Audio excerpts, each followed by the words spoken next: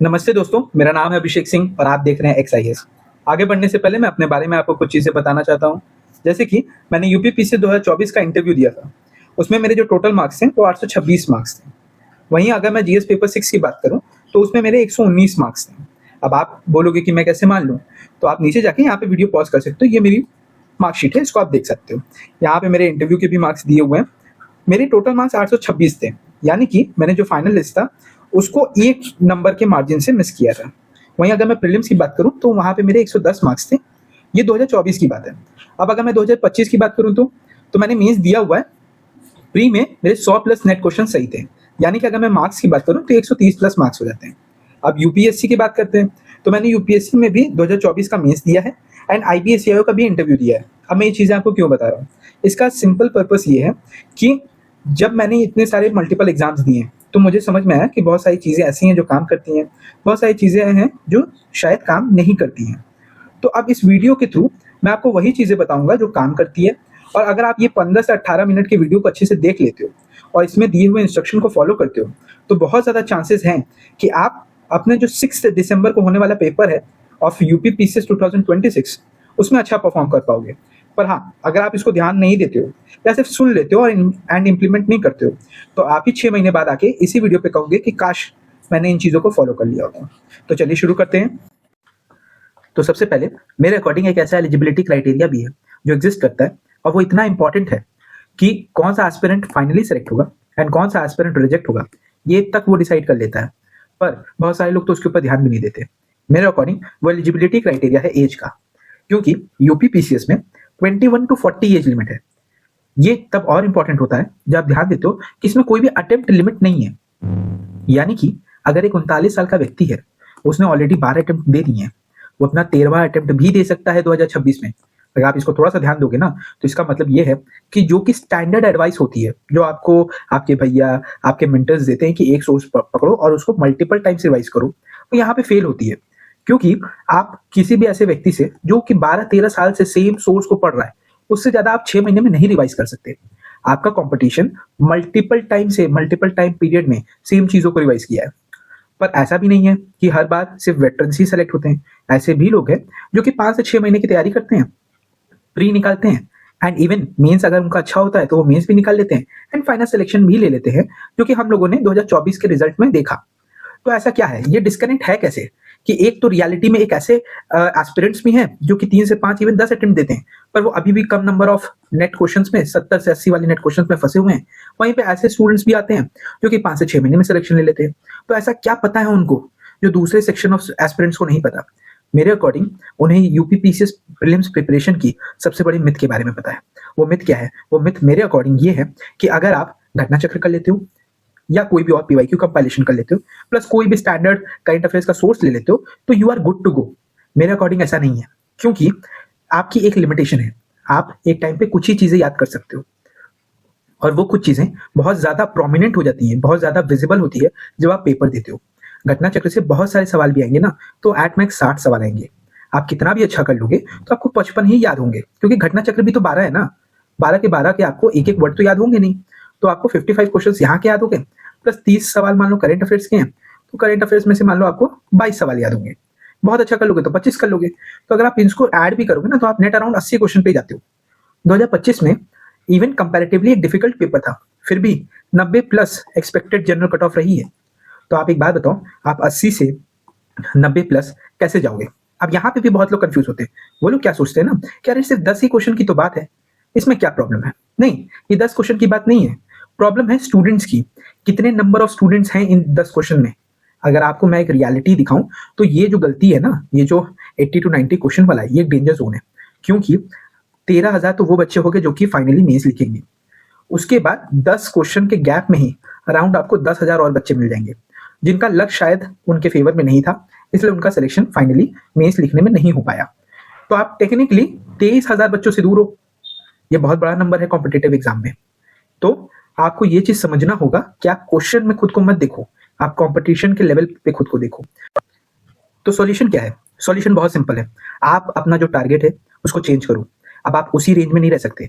आपको अब ये 80 से 90 वाले नेट क्वेश्चन के रेंज से हट के आपको ये टारगेट करना है। क्यों? क्योंकि इसके ड्यूल बेनिफिट्स हैं। मैं आपको बताता हूँ, अगर आपके 100 प्लस नेट क्वेश्चन होंगे, आप प्री दे के आओगे, प्रोविजनल आंसर की आएगी, आपको पता होगा कि भाई मेरा तो निकल रहा है, तो आप क्या करोगे, आप सीधे लग जाओगे मेंस पे। एक क्लैरिटी रहेगी। दूसरी चीज, आपको एक बेटर अंडरस्टैंडिंग भी हो जाएगी, किस लिए कि भाई मुझे मेंस को कैसे अप्रोच करना है, मेरी स्ट्रैटेजी वहां पे क्या होनी चाहिए, क्योंकि आप जितना जल्दी उन चीजों को सीखोगे उतना जल्दी ही आप इंप्रूव कर पाओगे। अब टारगेट तो सेट हो गया, पर हम लोग को ये भी देखना है कि ये टारगेट अचीव कैसे करेंगे। तो अगर हम लोग को ये टारगेट अचीव करना है तो हम लोग को ये समझना होगा कि पुरानी स्ट्रैटेजी फेल क्यों हो रही है और उसमें क्या नहीं है, क्या ऐसा गैप है जो उसको 50 से 60 नेट क्वेश्चन या इवन 80 नेट क्वेश्चन पे लाके पटक दे रहा है। क्योंकि एटलीस्ट हम लोग को 80 तो चाहिए ही, फिर हमको ऐड भी करना होगा ऐसी चीजें जो हमको ये 80 से लेके 100 प्लस नेट क्वेश्चन पे लेके जाए। तो सबसे पहले हम लोग देखते हैं पुरानी स्ट्रैटेजीज फेल क्यों हो रही है। तो सबसे मेजर कारण ये है कि पुरानी स्ट्रैटेजी बहुत ज्यादा पीवाईक्यू के ऊपर थी। उसमें क्या होता था, हम लोग एक्सपेक्ट करते थे कि हम लोग घटना चक्र पढ़ के जा रहे हैं और एग्जैक्ट क्वेश्चन जो है वही रिपीट कर जाएगा। पर अब क्या है, अब पैटर्न थोड़ा सा बदल गया है। अब ये हो गया है कि वो लोग पीवाईक्यू कंपाइलेशन का यूज करते हैं और उसके थ्रू वो लोग एआई को देखिए ऐसा क्वेश्चंस भी बनवा सकते हैं वो जो कि काफी ज्यादा एप्लीकेशन ओरिएंटेड हो, यानी कि एग्जैक्ट फैक्ट नहीं लड़ेगा बल्कि वो इंटीग्रेटेड एप्लीकेशन बेस्ड होगा जिसमें आपको सोचना पड़ेगा। मैं ऐसा क्यों कह रहा हूँ, क्योंकि क्वेश्चंस कैसे चेंज हुए हैं आप इसको एक बार देख सकते हो कि जो 2023 है यूपीपीसीएस का, उसमें देखो यहाँ पे आर्टिकल नंबर दिए हैं, यहाँ पे कॉन्स्टिट्यूशनल और नॉन कॉन्स्टिट्यूशनल बॉडीज मेंशन है और आपको सिंपल सी बात क्या करना है, मैच करना है, दैट्स इट। पर वहीं अगर मैं यूपीपीसीएस 2025 की बात करूं तो इसमें इतना इन डेप्थ में चला गया कि इवन सेकंड स्टेटमेंट ऑफ जो है इस क्वेश्चन का बहुत सारे लोगों ने गलत किया, मेरे भी बहुत दोस्तों ने गलत किया। तो इससे आपको क्या समझ में आता है कि जो पहले सरफेस लेवल था वही काफी ज्यादा इन डेप्थ हो गया, इवन मेजॉरिटी तक लोग जाने लगे यूपीपीसीएस में। यूपीपीसीएस आपको क्लियरली सिग्नल दे रहा है कि आपको इन डेप्थ नॉलेज की जरूरत है, आप सिर्फ ये इस टाइप ऑफ फैक्चुअल चीजों को लेकर नहीं चल सकते। और ये ऐसा नहीं है कि यूपीपीसीएस ही कोई डिस्कवर कर रहा है, नहीं, यूपीएससी प्लस हरियाणा पीसीएस उसके साथ ही साथ उड़ीसा पीसीएस भी इन चीजों को ऑलरेडी फॉलो कर रहे हैं। यूपी पीसीएस तो धीरे धीरे वही पैटर्न को फॉलो करता जाएगा। तो एज एन एस्पिरेंट हमें क्या करना है, हमें ये देखना है कि भाई पुरानी स्ट्रैटेजीज बहुत ज्यादा फैक्चुअल ओरिएंटेड है, तो हमारा जो नेक्स्ट अप्रोच होगा वो ऐसा अप्रोच होगा जो कि एप्लीकेशन ओरिएंटेड हो प्लस बदलते हुए क्वेश्चन के अकॉर्डिंग हो।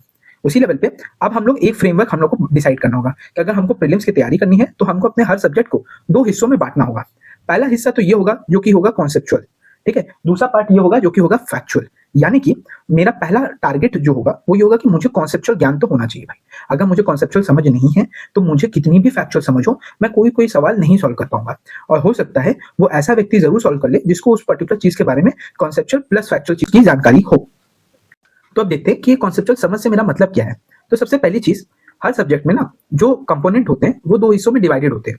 पहला पार्ट तो ये होता है कि भाई एक कॉन्सेप्चुअल नॉलेज, दूसरा पार्ट होता है फैक्चुअल नॉलेज। कॉन्सेप्चुअल का मतलब क्या है, मुझे ये पता होना चाहिए कि इमरजेंसी है वो कैसे लागू होती है, उसके अंदर डिफरेंसेस हमको पता होने चाहिए, कौन उसको इंप्लीमेंट करता है, कौन उसको अप्रूवल देता है, नेशनल इमरजेंसी का इंपैक्ट फंडामेंटल राइट्स पे क्या है, कौन कौन से आर्टिकल्स उसमें इन्वॉल्व हैं। उसके अलावा अगर प्रेसिडेंट रूल लगता है 356 में तो उसका क्या इंपैक्ट पड़ता है, अगर कोई इंपैक्ट पड़ता है फंडामेंटल राइट या हाई कोर्ट्स पे, तो मुझे उन सब के बारे में जानकारी होनी चाहिए। ये होता है कि भाई मुझे कॉन्सेप्चुअल जानकारी है कि अगर कोई मुझसे पूछ ले कि ये पर्टिकुलर इमरजेंसी है तो मैं सिर्फ उसको आर्टिकल ना बताऊं, वो तो एक रटा हुआ चीज हो गया।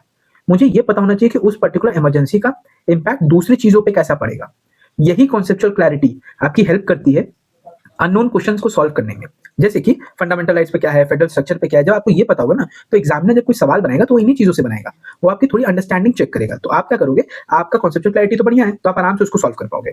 इसका एक और एग्जांपल देते हैं, जैसे मेरे लिए पार्डनिंग पावर काफी ज्यादा कॉम्प्लिकेटेड था, मुझे रिस्पाइट, रेमिशन, रिप्लाई, पार्डन ये सब नहीं समझ में आता था। तो मैंने क्या किया, सीधे एक टेबल बनाया, उसको अच्छे से अपने लेवल पे समझने की कोशिश की। मुझे नहीं समझ में आया तो मैंने मेंटर्स को रीच आउट किया, मुझे फिर भी नहीं समझ में आया तो मैंने क्लासेस देखी। तो क्या है कि आपको पता होना चाहिए कि कहाँ पे आपका कॉन्सेप्चुअल गैप है और उसको आप थ्रू मेंटर्स और क्लासेस और कोर्सेज उन पर्टिकुलर चीजों को आप भर लो। क्योंकि अगर आप अकेले ही फिर से गलती करोगे, फिर से सीखोगे तो आप इसी लूप में फंसे रह जाओगे। तो अगर कोई और आपको अच्छे से समझा सकता है तो आप जरूर उसकी हेल्प लेके अपनी कॉन्सेप्चुअल क्लैरिटी को फिल करें। ये तो कॉन्सेप्चुअल चीज होगी। अब जैसे हम नेक्स्ट पार्ट पे जाते हैं तो नेक्स्ट पार्ट क्या है, वो है फैक्चुअल रीइंफोर्समेंट। यानी कि मेरा एक रूल है 15 पेज रूल। इसका मतलब क्या है कि मान लो मुझे कॉन्सेप्चुअल क्लैरिटी तो होगी पर फिर भी कुछ सवाल तो होते हैं जो कि फैक्चुअल होते हैं, क्योंकि सिर्फ फैक्ट के बेसिस पे आप नहीं निकाल सकते पेपर और ना ही सिर्फ कॉन्सेप्ट के बेसिस पे, तो आपके पास दोनों मिक्स होना चाहिए। तो मैं क्या करता था कि मैं ये करता हूँ कि जो भी ऐसे इंपॉर्टेंट टॉपिक्स हैं जो कि मैं भूलता हूँ, जैसे कि आर्टिकल्स भूल सकता हूँ, शेड्यूल्स भूल सकता हूँ, committees, bodies, reports, scientific terms, इन सब को एक जगह पे कंपाइल्ड फॉर्मेट में रखता था। इसका काम क्या है, सिंपल सी बात है, 15 पेज मैक्सिमम होना चाहिए। इसमें क्या होगा, जो भी रेलेवेंट टॉपिक्स हैं जो कि रिपीट हो सकते हैं या जो भी पीवाईक्यू से आए हैं या जो भी चीजें जो मैं भूलता हूँ और मुझे मल्टीपल टाइम्स रिवाइज करना है, वो इस 15 पेजर शीट या कंपाइल्ड फॉर्मेट में, चाहे डिजिटल या हैंड रिटन, होना चाहिए मेरे पास। यही एक मेजर फैक्चुअल रीइंफोर्समेंट का काम करेगा। मुझे बार बार कोई भी चीज अगर मैं भूलूंगा तो मैं इसी से बार बार रिवाइज कर लूंगा। पर हाँ, ये कंप्लीट होना चाहिए। आप ऐसा नहीं कर सकते कि अरे ठीक है, या कुछ लिख दिया, कुछ मिस कर गया। अगर आपका 15 पेजर वाला जो नोट्स है उसमें कोई फैक्ट मिसिंग है तो वो कंप्लीट नहीं है, वो इनकम्प्लीट है। और इनकम्प्लीट 15 पेजर आपके लिए यूजलेस है, ठीक है। और उसके साथ ही साथ अब आप हमसे पूछोगे कि भाई ये बताइए कि मेरे पास दो ऑप्शन है, या तो मैं इसको खरीद लूँ, कोई और बनाया हुआ उसको बना लूँ, या तो मैं खुद से बना लूँ। तो मैं आपको ये सजेस्ट करूंगा कि अगर आप खुद से करोगे तो आपके पास टाइम होना चाहिए, प्लस आपके पास उतनी ज्यादा अंडरस्टैंडिंग होनी चाहिए कि भाई कौन सा टॉपिक आएगा, कौन सा टॉपिक नहीं आएगा, कौन सा फैक्ट इंपॉर्टेंट है, कौन सा फैक्ट नहीं इंपॉर्टेंट है। ये सारा एनालिसिस आपको खुद से करना पड़ेगा। वहीं दूसरा ऑप्शन जो है वो बेटर है। दूसरा ऑप्शन ये है कि आप कहीं से ले लो। जैसे कि हम लोगों ने भी इन चीजों को देखते हुए क्या किया, हम लोगों ने भी घटना चक्र की समरीज बनाई है जिसमें ऑलरेडी वैल्यू एडेड है फ्रॉम लूसेंट प्लस एनसीईआरटीज, यानी कि जो भी बेसिक फैक्ट्स एक पर्सन भूल सकता है ड्यूरिंग द एग्जामिनेशन, वो सब हम लोग क्या करते हैं, कंसाइज फॉर्मेट में आपको प्रोवाइड कर देते हैं। जैसे कि इसको आप देख सकते हो, ये सैंपल है कि ये कमिटीज के नाम हो गए, कौन उनको हेड कर रहा था ये दिया हुआ है, ड्राफ्टिंग कमिटी है, इनमें 7 लोग हैं, कौन किसको रिप्लेस किया, ये आपको कंसाइज फॉर्मेट में मिल गया। आपके पास ये एक पन्ना है, इस एक पन्ने में आपका पूरा कॉन्स्टिट्यूएंट असेंबली वाला जो भी इंपॉर्टेंट चीज है वो कवर हो गई।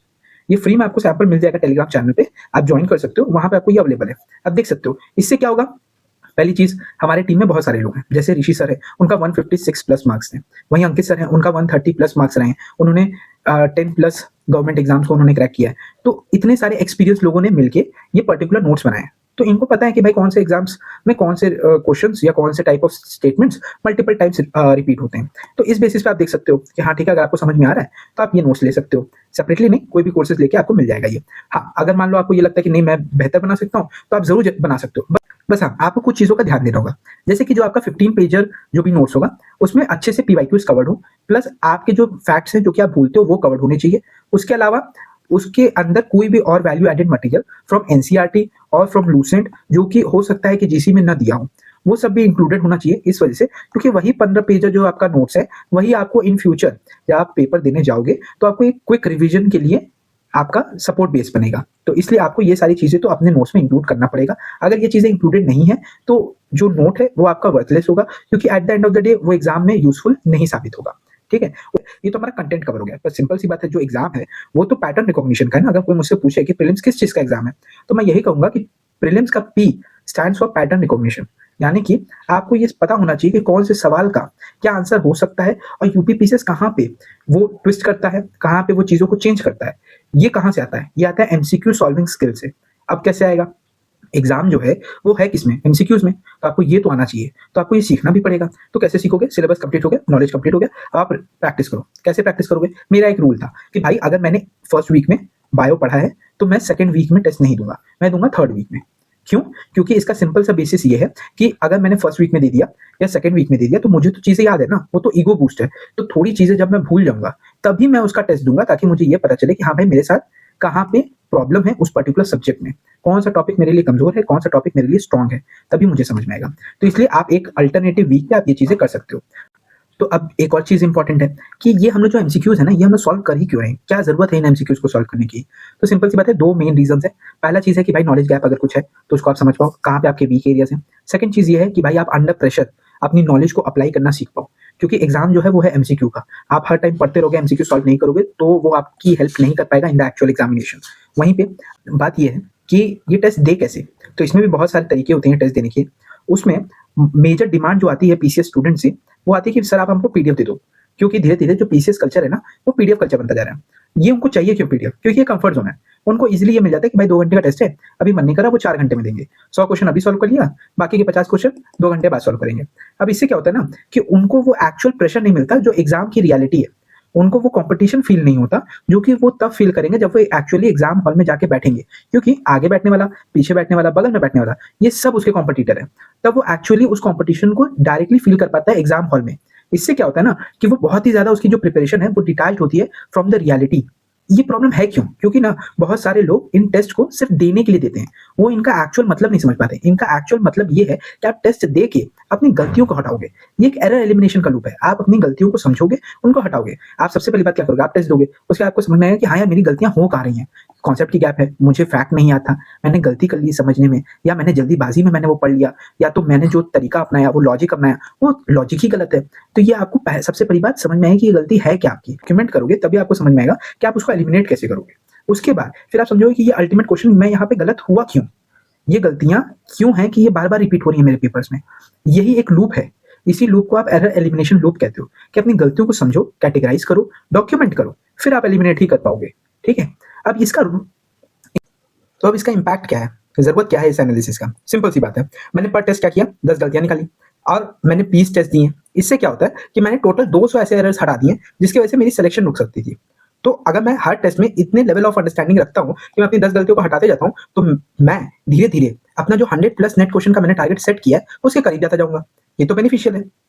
तो यहाँ पे आपके पास 2 तरीके आते हैं, या तो आप पीडीएफ लो, ठीक है, जो कि अभी मैंने बताया, उसके प्रॉब्लम्स को झेलो, ठीक है, और उसके साथ ही साथ क्या करो कि आप 2 घंटे का टेस्ट हो प्लस 1 आवर का आप अंडरस्टैंडिंग या एनालिसिस भी डेवलप करो।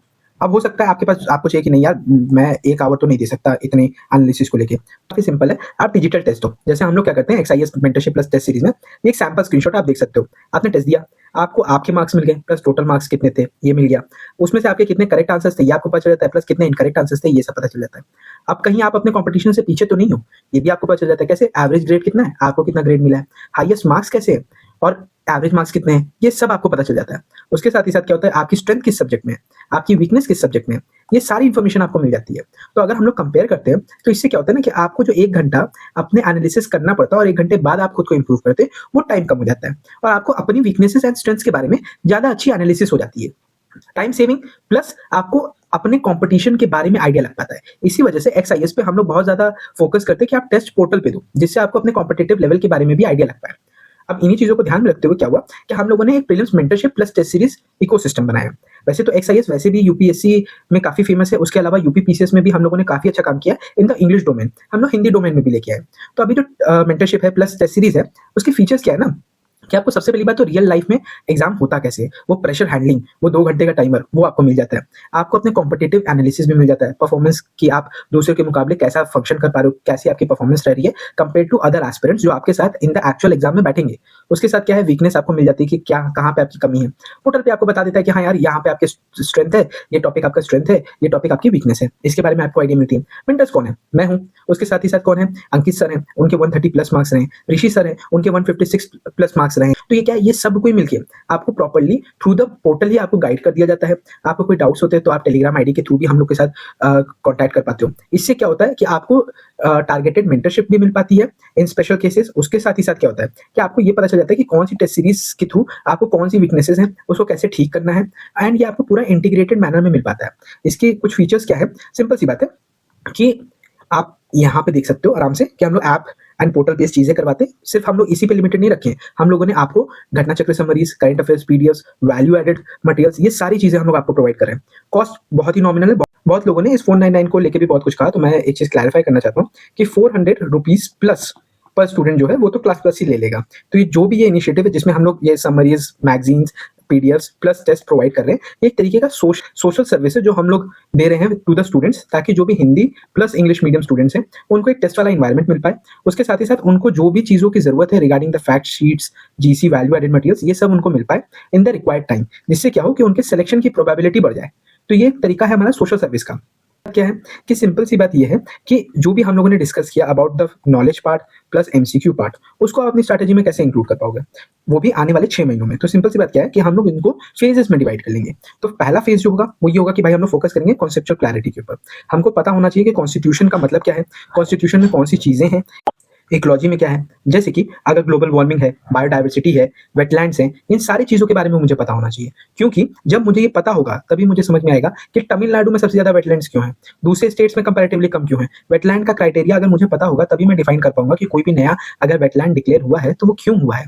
तो इन सारी चीजों के लिए मुझे सबसे पहले तो फाउंडेशन फेज में, जो कि पहला फेज है, उसमें मुझे कॉन्सेप्चुअल क्लैरिटी को तो डेवलप करना पड़ेगा, ताकि मुझे कुछ ना कुछ अंडरस्टैंडिंग बनती चले रिगार्डिंग ऑल द सब्जेक्ट्स। फिर जो सेकंड पार्ट आएगा, इसमें क्या है कि मान लीजिए मैंने कुछ चीजें भूल गई या कुछ चीजें नहीं कवर कर पाया, कुछ भी बैकलॉग रह गया, तो इस फेज में मैं उसको तो कवर करूंगा ही, उसके साथ ही साथ अब मैं रिवीजन फेज स्टार्ट कर दूंगा। मैं उन्हीं चीजों को रिवाइज भी करूंगा। इस फेज तक अगर मैंने अपना बना लिया है जीसी के नोट्स या वैल्यू एडेड नोट्स या 15 पेज नोट्स, तब तो ठीक है। अगर नहीं बना है तो आप डेफिनेटली एक्सप्लोर कर सकते हैं हमारे जीसी के नोट्स वाला पार्ट भी।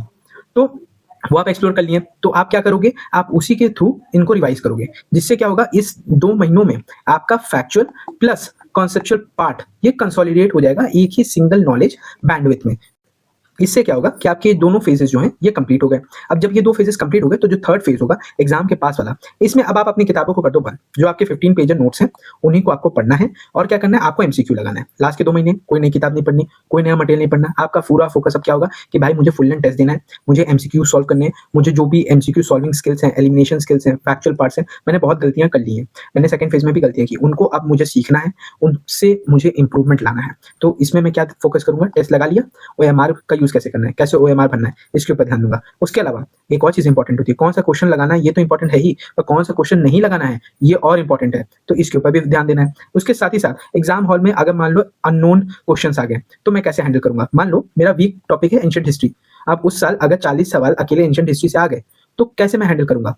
तो वो सारी चीजों के ऊपर भी, प्रेशर हैंडलिंग भी मुझे अच्छे से देखना है, उन चीजों को भी मुझे सीखना है। यही मेरे 4 फोकस एरिया होंगे in the last phase of the plan.